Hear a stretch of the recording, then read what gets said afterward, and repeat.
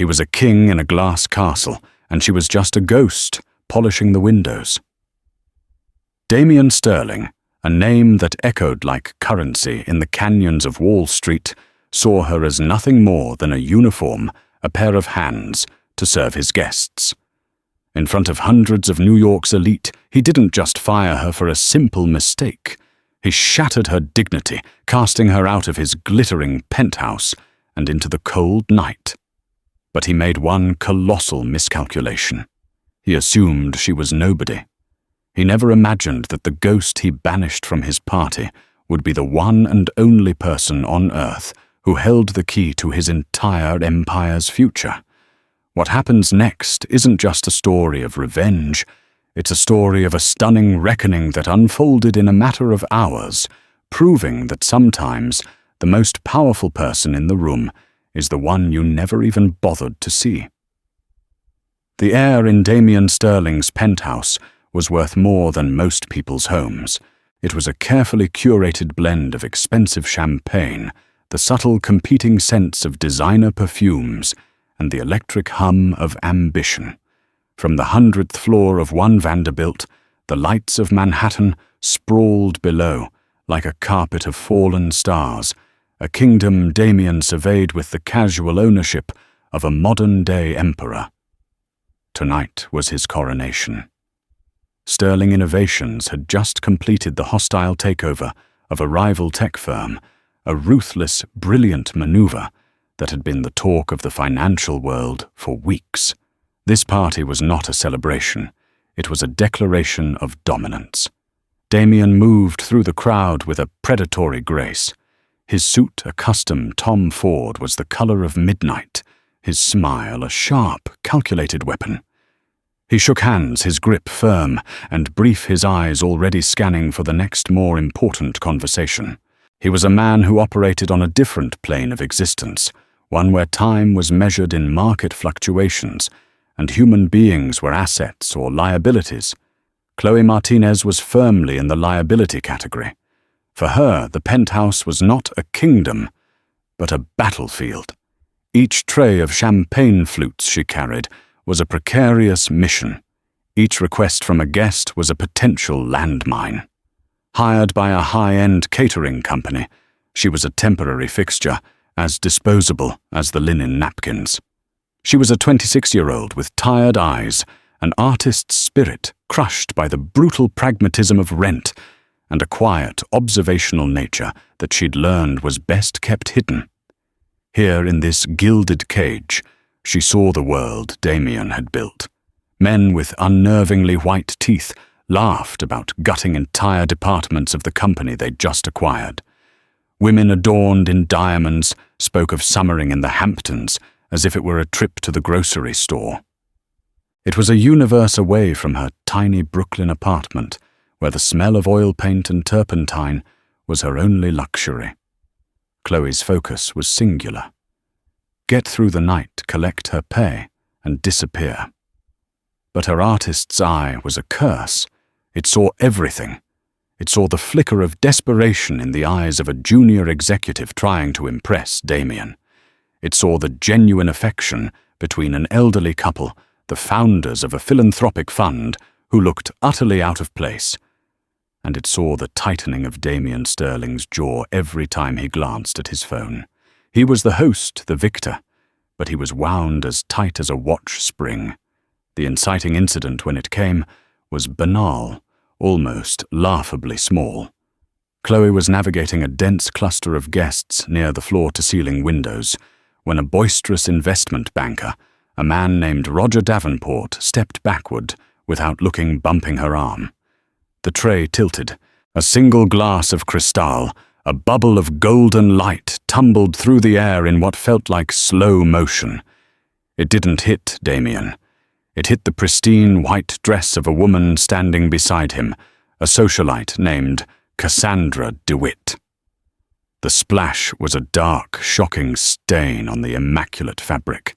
A collective gasp rippled through the immediate vicinity. Cassandra shrieked a sound both piercing and theatrical. "My dress! This is vintage Dior." Chloe's blood ran cold. "I am so sorry," she stammered, grabbing napkins from her tray. "It was an accident." "Let me help." But before she could even dab at the stain, a cold voice cut through the air like shattering ice. "Don't touch her." It was Damien. He hadn't raised his voice, but the low, controlled fury in his tone silenced everyone.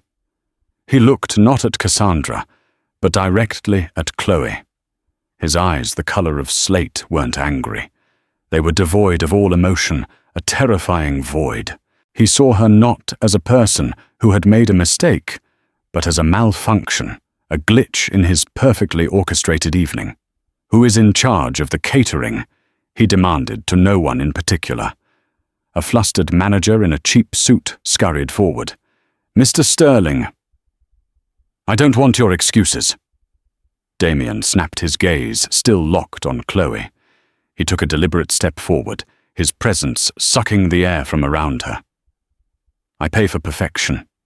I host the most influential people in this city, and I have this incompetence. Spilling things, creating a scene."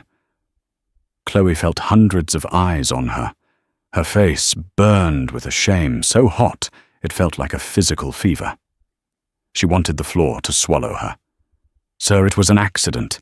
A guest backed into me." "Do I look like I care about the details?" he said, his voice dangerously soft. He gestured dismissively toward her.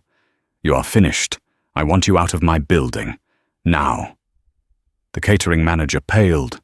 "Of course, Mr. Sterling. Right away." Damien then turned to his security head, a burly man named Frank.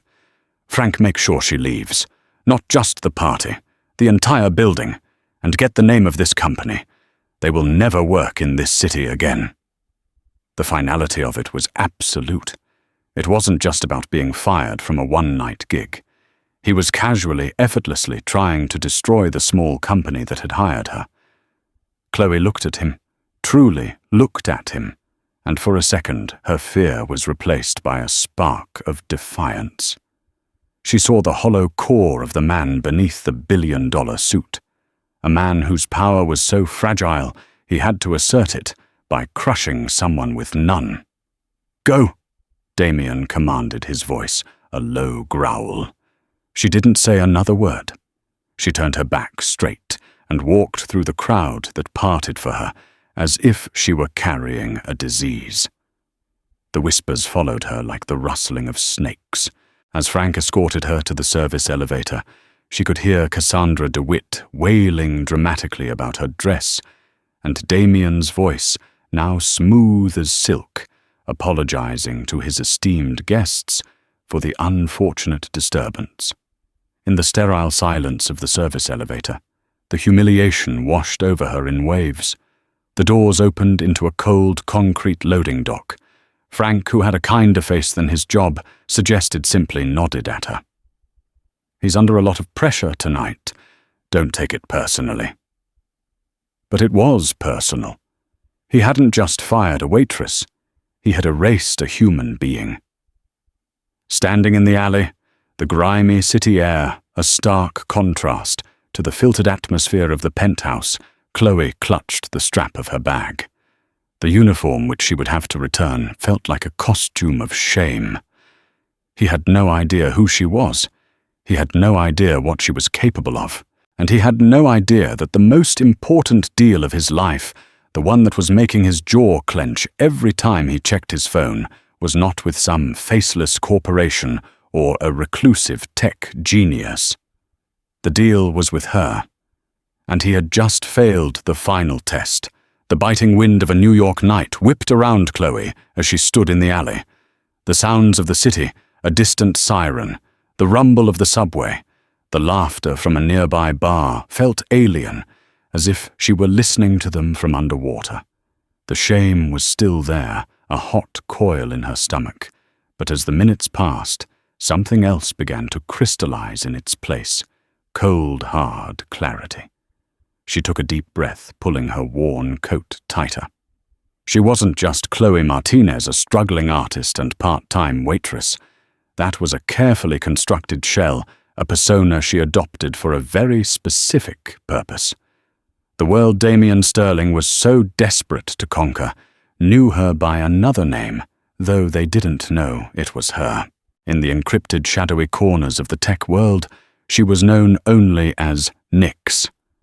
Nix was a legend, a ghost in the machine, a programmer of almost mythical talent who had single-handedly developed an AI algorithm so revolutionary it was poised to change everything from predictive financial modeling to autonomous navigation. She or he, no one knew for sure, had named it Project Chimera. It didn't just analyze data. It anticipated desire, predicted human behavior with a terrifying 98% accuracy rate. It was the Holy Grail, and for the past 6 months, Sterling Innovations had been leading a frantic, high-stakes bidding war to acquire it. Chloe reached into her bag past her keys and a worn-out copy of a book on Renaissance art and pulled out a sleek, unbranded burner phone. She walked to a nearby coffee shop, the kind with flickering fluorescent lights and the smell of stale coffee, and sat in a booth at the back. She ordered a black coffee she didn't want and logged on to a secure network. Her contact at Sterling Innovations wasn't Damien himself. He was too high up for the initial negotiations. Her dealings had been exclusively with the chief technology officer, a woman named Isabella Rossi. Isabella was sharp professional and had treated the anonymous Nix with a reverence bordering on worship. The final offer had come through just yesterday, $1.5 billion, plus a significant block of company shares. It was a life-altering sum enough to fund her art and a dozen charities for the rest of her life. But it was never just about the money. She pulled up a faded photograph stored on the phone. It was of her father, a man with kind eyes and a brilliant smile standing in front of a small but proud office building, Martinez Analytics. Her father had been a software engineer, a pioneer in data security. 10 years ago, his company had been the victim of a hostile takeover by a massive conglomerate Omnicorp. They'd used his own innovations against him, bled his company dry, and cast him aside with nothing. The stress had triggered a heart attack a year later. Omnicorp was the first major acquisition Damien Sterling made when he founded Sterling Innovations. He had built his empire on the rubble of her father's dream. Chloe hadn't known this when the bidding started, but as Sterling Innovations became the front runner, she dug deeper. She needed to know what kind of man Damien Sterling was. Was he just a ruthless businessman, or was there more to him? Was the company he built a place of innovation, or a meat grinder that chewed up smaller dreamers like her father? So she had devised a test. For 2 months, she'd worked for the catering company. She knew serviced events at Sterling Tower. She'd served coffee in boardrooms, listening to the unfiltered chatter of his executives. She'd worked galas and fundraisers, watching him from afar. Tonight was supposed to be the final piece of the puzzle. She wanted to see him in his moment of ultimate triumph, to see how the man at the top of the mountain behaved. The results were in. He was exactly who she feared he was. A bully who mistook cruelty for strength, a man who saw people as pawns. The way he'd looked at her, the way he'd dismissed her humanity with a flick of his wrist. It was the same corporate arrogance that had broken her father. Her fingers hovered over the keyboard of the phone. All she had to do was accept the offer. Take the money and run. Let him have the algorithm. But the thought of her father's legacy, his life's work being integrated into the machine of a man like Damien Sterling, made her feel physically ill. Project Chimera was more than just code. It was a part of her, an extension of the genius she'd inherited from her dad. It deserved a better home. A new message popped up on the secure chat from Isabella Rossi. Nix, the party is in full swing. Mr. Sterling is eager for the good news. The board has formally approved the final offer. We are ready to sign tonight. Just give us the word. Chloe's hands were steady now. The shame was gone, replaced by a steely resolve. Frank the security guard had told her not to take it personally, but he was wrong. This was intensely personal. She began to type. Her message was short, devoid of the polite corporate language they had used for months. The word is no. She hit send. A few seconds passed. The 3 dots indicating Isabella was typing appeared, disappeared, and appeared again. I don't understand.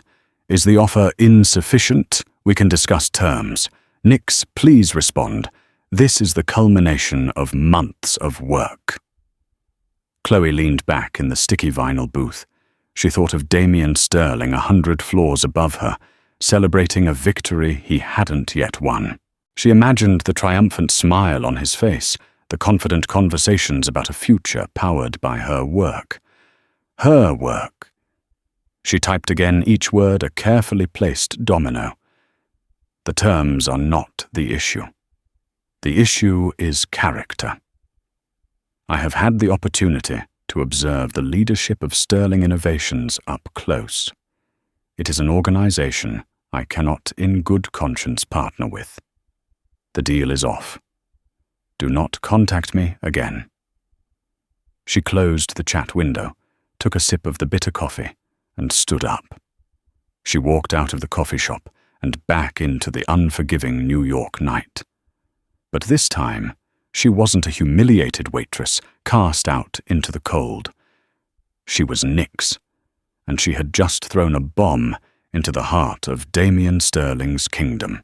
The shockwave she knew would be hitting the penthouse right about now. Back in the penthouse, the party had reached its zenith. The champagne flowed freely, the orchestra played a smooth jazz melody, and billion-dollar deals were being sketched out on cocktail napkins. Damien Sterling was holding court, a triumphant smile finally gracing his lips. The unpleasantness with the waitress was a distant memory, a minor bug that had been swiftly removed from the system. His CTO, Isabella Rossi, approached him, weaving through the crowd with a tablet clutched in her hand. Her expression was a carefully controlled mask, but Damien, who could read micro-expressions the way others read headlines, saw the panic in her eyes. "Damien, a word," she said, her voice low and urgent. He excused himself from a conversation with the senator and followed her to a quiet corner overlooking the city. "Isabella, what is it?"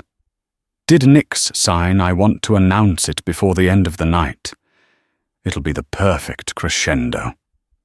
Isabella swallowed hard. She didn't need to say anything. She just handed him the tablet, the secure chat window open. Damien's smile vanished as he read the messages. He read them once, then twice, his knuckles whitening as he gripped the device. The words on the screen seemed to mock him, to unravel the perfect tapestry of his victory.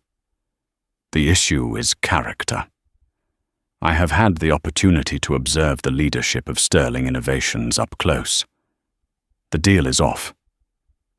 A tremor went through him, a seismic shock of disbelief followed by pure, unadulterated rage. What is this? What does this mean up close? No one knows who Nix is. It's a joke, a negotiation tactic. "I don't think so," Isabella said, her voice trembling slightly. "The language, it's changed. All our previous interactions were professional, distant. This is personal. Something happened. Someone spooked them." "Spooked them?" Damien's voice was a dangerous whisper. "We're offering $1.5 billion. Who is this person who can just walk away from that because they got spooked?" He thrust the tablet back at her. His mind was racing, replaying every interaction of the past few days, the past few hours. Who could have gotten close enough to form such a damning opinion? His inner circle was loyal, vetted. The party guests were the city's elite. It made no sense. "Find out who it is," he commanded, his voice dropping to an icy growl. "I don't care what you have to do. Use every resource we have. We have the best data miners, the best security experts on the planet. I want a name. I want a face. I want to know who is trying to sabotage me. Damien Nix's security is legendary. They've routed their signal through a dozen untraceable servers across 3 continents. The NSA would have trouble finding this person, Isabella argued, trying to be the voice of reason. Then the NSA has the wrong people working for them. Damien roared for a moment, losing the composure he prized so highly. A few nearby guests turned their heads. He lowered his voice, the fury now a concentrated, venomous thing. This isn't just about the algorithm anymore, Isabella. This is an insult. They questioned my character, my leadership. I built this company from nothing. I will not have some phantom in the dark passing judgment on me and torpedoing the single most important acquisition in our history. He paced the length of the window, the glittering city below seeming to mock him.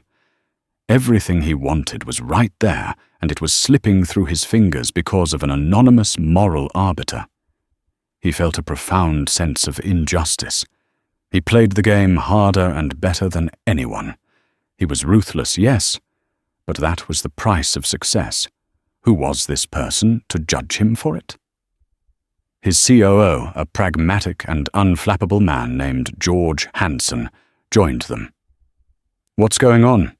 You look like our stock just got delisted." Isabella quickly filled him in.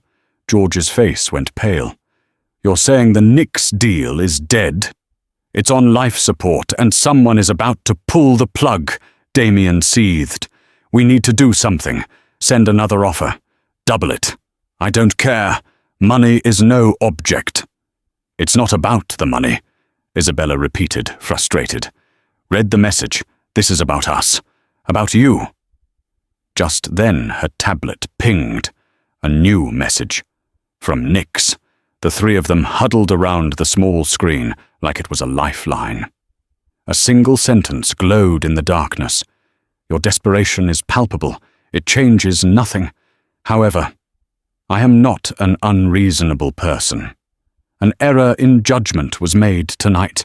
A gross, revealing error." Damien's heart hammered against his ribs. An error tonight. What error? He replayed the evening in his mind. The speeches, the handshakes, the small talk, the waitress, the image of the girl with the defiant eyes flashed in his mind for a split second before he dismissed it as irrelevant. It couldn't be.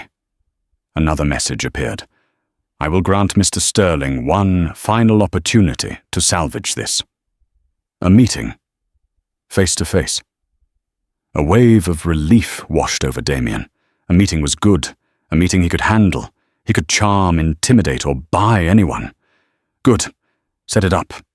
My office. Tomorrow morning." "We would be honored. When and where?" The reply came almost instantly, and it was a blow that knocked the air out of Damien's lungs. "The time is now. The place is here." Damien stared at the words, utterly baffled. "Here, what does that mean? Is Nix at the party? Is this a joke?" George looked around the crowded room, a sudden paranoia in his eyes. Is it one of the guests Davenport, that venture capitalist from Silicon Valley? Before they could speculate further, the final message came through a command that sealed their fate for the evening. "I will arrive in 30 minutes. I expect to be received not as a vendor, but as the guest of honor. Announce me. The future of your company depends on it." The chat went silent. Damien felt a cold dread mix with his fury. This was a power play of a magnitude he had never experienced. Someone was manipulating him in his own home during his own celebration. They had been here, seen something, and were now orchestrating this entire charade. He looked at Isabella and George. The panic was mutual. "Do it," he said, his voice hoarse. "Get the DJ. Tell him to cut the music in 30 minutes. Tell him I have a special announcement. A guest of honor." "Who are we announcing?" George asked, bewildered. I have no damn idea, Damien confessed, his eyes scanning the faces in the crowd, suddenly seeing every guest not as an ally, but as a potential saboteur. But we're about to find out. The king was no longer in control of his castle. A ghost was pulling the strings, and the entire party had just become a stage for a drama he didn't write. While panic rippled through the penthouse, Chloe Martinez sat in the back of a taxi, the city lights blurring past the window. The burner phone was now dark, its job done for the moment. The adrenaline from her bold move was beginning to subside, replaced by a calm, focused resolve. She was no longer reacting. She was directing. The taxi pulled up to a discreet pre-war building in the West Village. She paid the driver and hurried inside, taking the creaky elevator to the 4th floor. She knocked on a door marked 4B. The door opened to reveal Ben Carter. He was in his late 60s with a shock of white hair that defied gravity, and eyes that twinkled with a mischievous intelligence. Dressed in a faded band t-shirt and comfortable jeans, he looked more like a retired roadie than one of the most respected and feared white-hat hackers of his generation. Ben had been her father's best friend and her mentor since she was a teenager who preferred coding to cartoons. "So," Ben said, forgoing a greeting as he led her into his apartment, which was a chaotic jungle of monitors, circuit boards, and stacks of books. "Did you poke the bear?" "I think I dropped a hornet's nest on its head," Chloe replied, a small, wry smile touching her lips for the first time that night. She sank into a worn leather armchair. Ben handed her a glass of water. "Tell me everything, and don't leave out the part where you made the billion-dollar man squirm." Chloe recounted the entire evening, from the ambient arrogance of the party to the visceral sting of the humiliation, and finally to the series of messages she had sent from the coffee shop. As she spoke, Ben listened intently, his expression shifting from anger at her treatment to a slow-burning pride. When she finished, he let out a low whistle. "I expect to be received as the guest of honor. Kid that's not just poking the bear. That's stealing its honey and sending it an invoice." "He needed to see," Chloe said, her voice quiet but firm. "I needed to know for sure. It wasn't enough to hear stories or read reports. I had to feel it. That dismissal. The absolute certainty he had that I was nothing. That's the part of him that crushed my father. It's the culture he's built. Project Chimera would become a weapon in his hands, a tool to make men like him more powerful, and people like my dad more invisible." "So what's the end game here?" Ben asked, leaning against a desk cluttered with hardware. "You're going to walk in there, reveal yourself, and then what? Walk away, sell to his biggest competitor, a company like Vanguard Tech." "I thought about it," Chloe admitted. "Vanguard's offer is almost as high. Their ethics record is cleaner. But that feels too easy. It lets Damien off the hook. He'll be angry he'll lose a major asset, but he won't learn anything. The machine he built will just keep grinding. He'll crush the next Martinez analytics that gets in his way." She stood up and began to pace the small apartment, a nervous energy now fueling her. "This isn't just about revenge for my father anymore, Ben. It's about responsibility. I built Chimera to connect the world, to understand it better, not to consolidate power for the powerful. If I just sell it to the next highest bidder, I'm abdicating that responsibility. I have the leverage to do more than just get rich." Ben watched her, a knowing look on his face. He saw the same fire in her that he used to see in her father. "You're going to try and change the beast from the inside, aren't you?" Chloe stopped pacing and met his gaze. "I'm going to give him a choice," she said. "He can lose everything, or he can fundamentally change the way Sterling Innovations does business. I'm not just going to be a partner who cashes a check. I'm going to be his conscience, whether he likes it or not. It was an audacious, almost naive plan. To single-handedly try to reform a ruthless corporate culture was a fool's errand. But Chloe had an advantage no one else did. She held the company's entire future in the palm of her hand. "All right, Machiavelli," Ben said with a grin. "If you're going to walk into the lion's den, you can't be dressed like a lamb. We've got less than 30 minutes. What's the plan for your grand entrance?" Chloe's expression shifted. The hurt waitress was gone. The cunning Nix was gone. In her place was a young woman stepping into her own power. "I have something ready," she said, nodding towards a garment bag hanging on the back of his door. She'd left it there earlier, hoping she wouldn't have to use it, but preparing for the worst. "I was hoping Damien Sterling would be a better man. But I planned for the man he is." She unzipped the bag. Inside was not an extravagant ball gown or a flashy designer dress. It was a suit. A bespoke, impeccably tailored pantsuit in a deep charcoal grey. It was simple, elegant, and radiated an authority that had nothing to do with glamour and everything to do with power. Underneath a silk blouse in a striking cobalt blue. As she went to change, Ben turned to one of his monitors. "While you're getting ready, I'll do my part," he said, his fingers flying across a keyboard. "You're going to need more than just a grand entrance. You're going to need a chorus. I'm going to leak a few whispers, just enough to get the right people curious." He accessed a private encrypted channel used by a handful of the most influential tech journalists and financial bloggers in the country. He typed a short, anonymous message. "Something is happening at the Sterling Innovations party. The Nix deal has gone sideways. All eyes on the guest of honor. You didn't hear it from me." He hit send. The message would spread through the digital ether like wildfire. By the time Chloe walked back into that penthouse, the most important members of the press would be glued to their phones, waiting for a story. Damien Sterling's public humiliation was about to become a very private one, played out on a very public stage. Chloe emerged from the other room. The transformation was breathtaking.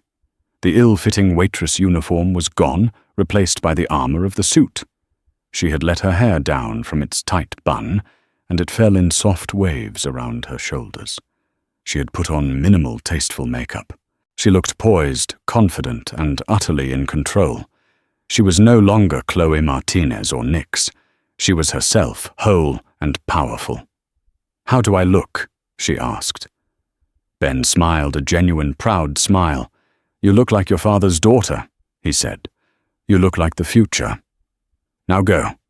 It's time to meet your new business partner." The 30 minutes in the penthouse felt like an eternity. The festive atmosphere had curdled into a tense, anxious silence. The news had spread in hushed whispers. The Nix deal was in jeopardy, and Damien was waiting for a mysterious guest of honor who held the company's fate in their hands. The orchestra had been dismissed, and the DJ played a low, throbbing beat that sounded more like a countdown than music. Damien stood near the entrance, a statue of controlled fury. His COO George stood beside him, constantly checking his watch. His CTO Isabella was frantically fielding encrypted messages from board members who were catching wind of the rumors Ben had leaked. 29 minutes, George muttered. "Who plays games like this? Someone who thinks they have all the power." Damien bit out his eyes, scanning the elevator doors, expecting some tech billionaire in a hoodie or a formidable corporate raider in a pinstripe suit. He had run through a mental list of every possible candidate, every rival, every potential genius. None of them fit. The DJ on cue, from a nod from George, cut the music. A profound silence fell over the penthouse. The only sound was the clinking of ice in nervous hands. Damien stepped forward. His voice, amplified by the room's acoustics, was strained but steady. Ladies and gentlemen, thank you for your patience. Tonight is a night of transition, of new beginnings. We have an unexpected and very special guest of honor joining us. Someone who represents the future of Sterling Innovations. He left the name hanging in the air a question mark. All heads turned towards the grand private elevator that opened directly into the penthouse foyer. The polished steel doors remained closed. The silence stretched, becoming awkward, then unbearable. Damien felt a hot flush of humiliation. Was this the whole game, to make him look like a fool? And then a soft ding echoed through the room. The elevator doors slid open. The figure that emerged was not what anyone expected. It was a woman, young, with dark, intelligent eyes and an air of unshakable composure. She wore a charcoal pantsuit that spoke of quiet power, not ostentatious wealth. She looked familiar, but no one could place her. She was a face from a different context, a misplaced puzzle piece. She walked forward, her steps measured and confident, into the center of the room. She held the gaze of every person she passed, her expression unreadable. Damien stared, his mind refusing to process what he was seeing. He recognized her. But it was impossible. His brain tried to reconcile the two images, the fumbling, apologetic waitress from earlier, and this woman, this vision of absolute authority. The uniform and the suit, the shame and the confidence. They were the same person. He felt the blood drain from his face. A cold, sickening realization washed over him, a feeling of vertigo, as if the 100-story building were plummeting to the ground. I have had the opportunity to observe the leadership, up close. An error in judgment was made tonight. It wasn't a metaphor. It was literal. Chloe stopped a few feet from him. She didn't offer a hand. She just looked at him, her eyes holding his. In them he saw no anger, no thirst for revenge. He saw something far more terrifying: disappointment. And power. Isabella Rossi, standing beside him, gasped as the realization hit her a second later. "Oh my God," she whispered, her hand flying to her mouth. The crowd was a sea of confused faces. Who was this woman? Why did Damien Sterling look like he had just seen a ghost? Chloe broke the silence.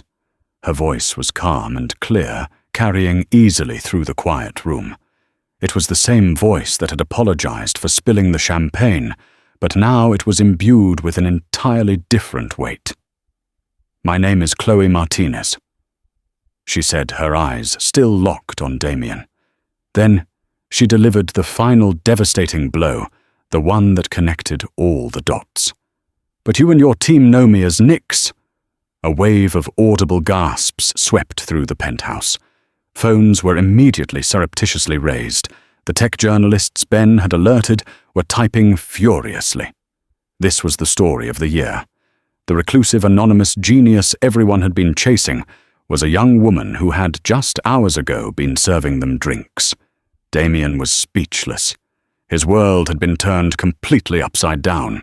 The woman he had publicly humiliated, the person he had dismissed as a thing, an incompetent nobody to be thrown out like trash, was the very person he was prepared to pay billions to. The architect of the algorithm that he believed would secure his legacy. He looked around at the faces of his guests, his investors, his rivals. He saw their shock, their dawning understanding, and their judgment. He had built his reputation on being 10 steps ahead of everyone.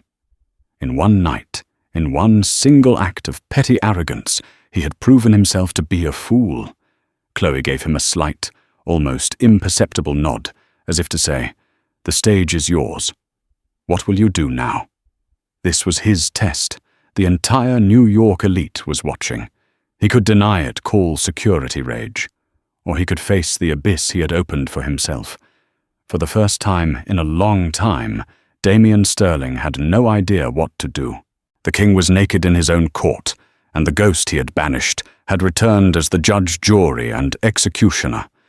For a long moment, Damien Sterling stood frozen, the gears of his brilliant, calculating mind grinding to a halt. The carefully constructed world of control and command he inhabited had been shattered. Every instinct screamed at him to lash out, to deny, to salvage his pride. But as he looked at Chloe Martinez, he saw the checkmate. She hadn't just outplayed him. She had changed the entire game. He saw the whispers ripple through the crowd. He saw the predatory glint in the eyes of Roger Davenport, the banker whose associate had caused the spill. This story would be all over Wall Street by morning. Damien Sterling throws billion-dollar genius out of his own party. His reputation would be in tatters. With a monumental effort, he reined in his fury and his shame, burying them under a lifetime of practiced composure. He turned to the stunned audience.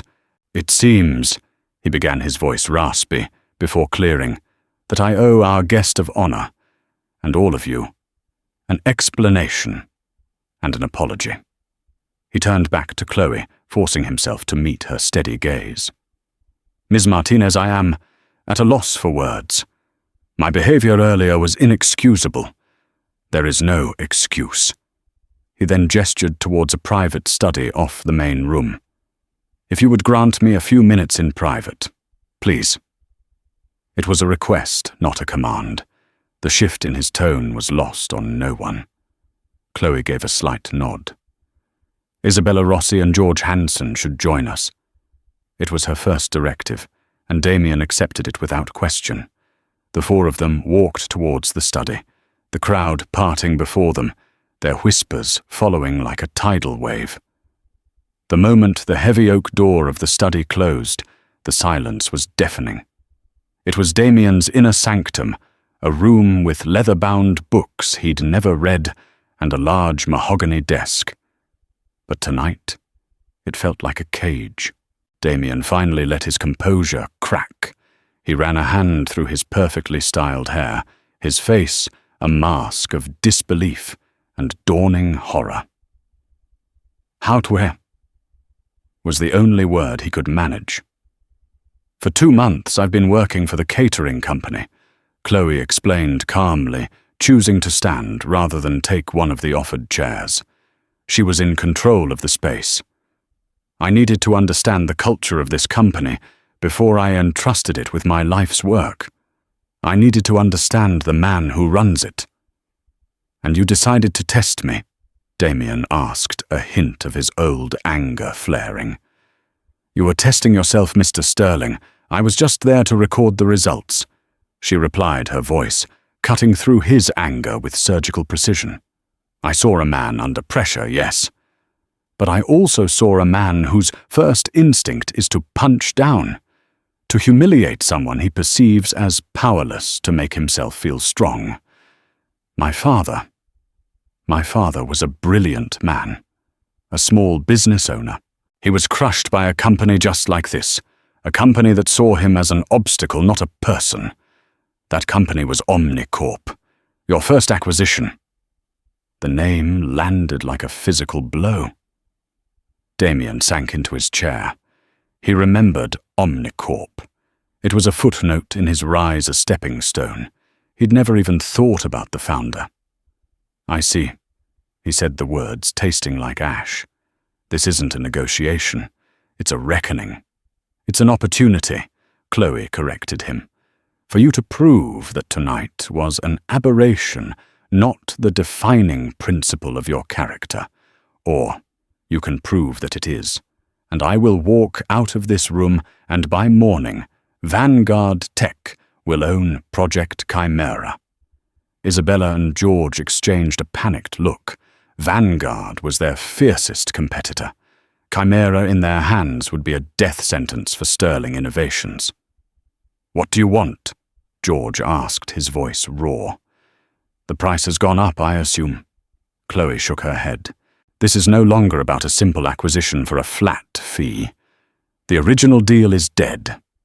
If Sterling Innovations wants to have a future with my technology, it will not be as a purchase.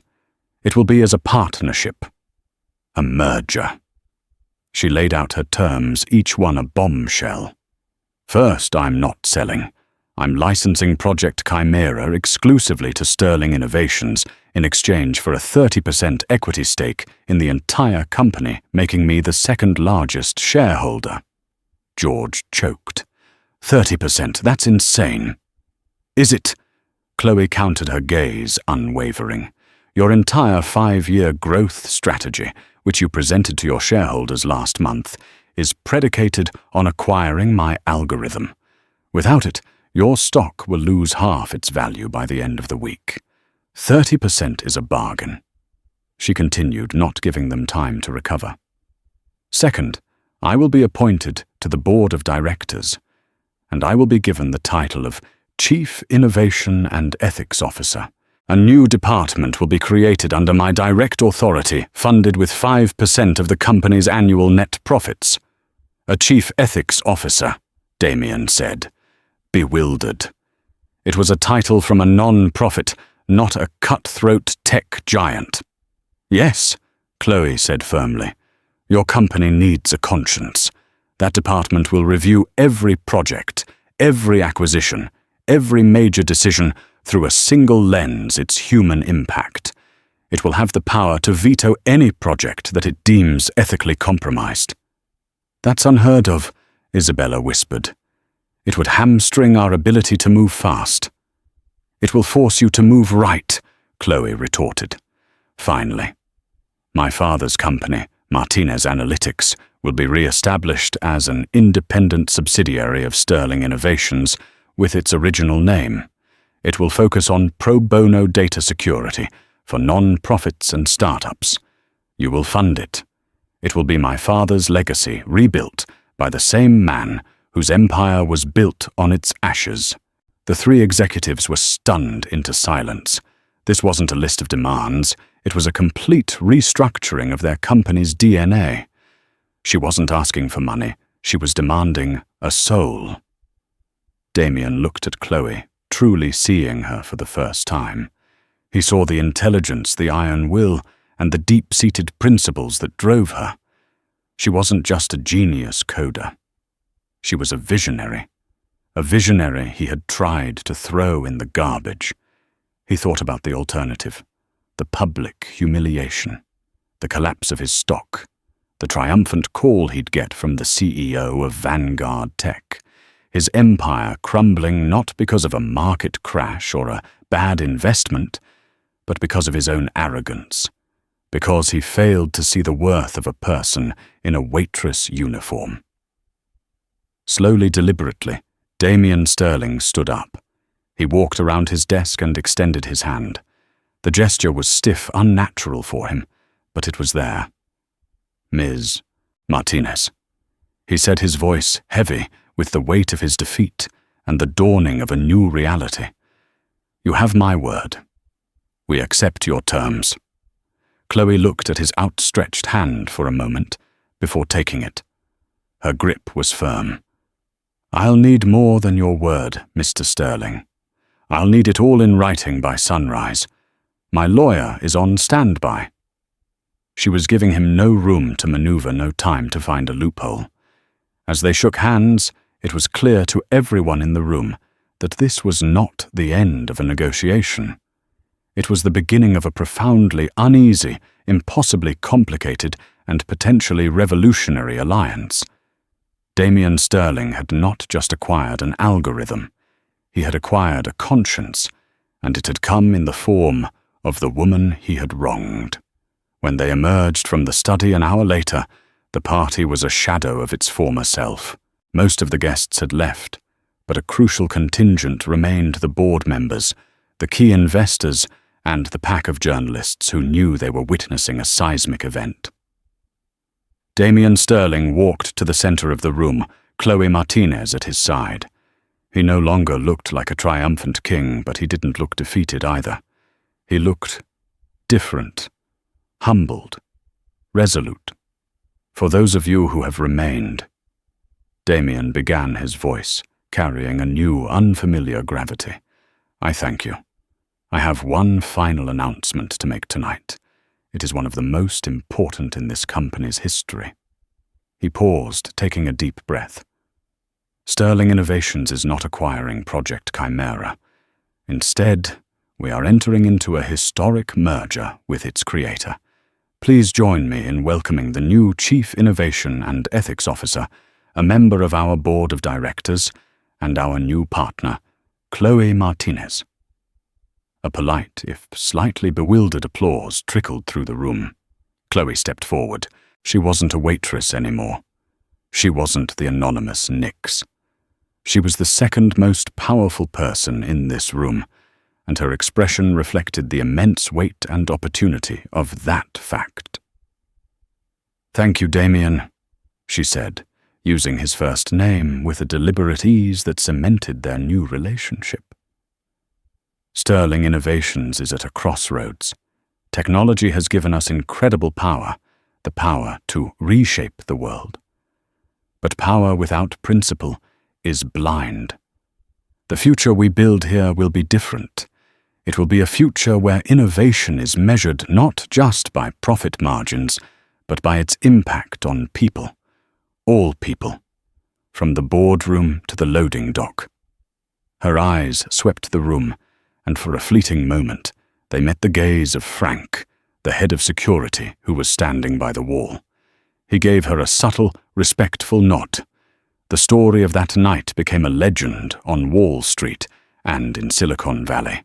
It was a cautionary tale about arrogance, a masterclass in negotiation, and a stunning story of a hidden genius. Damien Sterling's reputation was forever altered. Some saw him as a fool who was outmaneuvered, but others, the ones who watched closely, saw a man who, when faced with his own fallibility, chose not to break, but to bend to evolve. The partnership was not easy.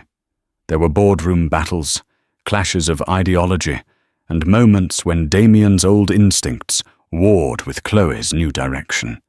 He fought her on vetoed projects. She challenged his every ruthless impulse. But with every argument, a strange and grudging respect grew between them.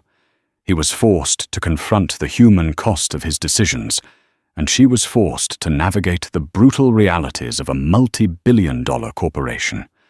Chloe reopened Martinez Analytics, not as a vanity project, but as the soul of the new Sterling Innovations. Its success became a symbol of the company's transformation. Damien, to his own surprise, found himself taking a quiet pride in its pro bono work. He never forgot the image of her in that waitress uniform. It became a permanent fixture in his mind, a constant reminder that value, talent, and power can be found in the most unexpected places.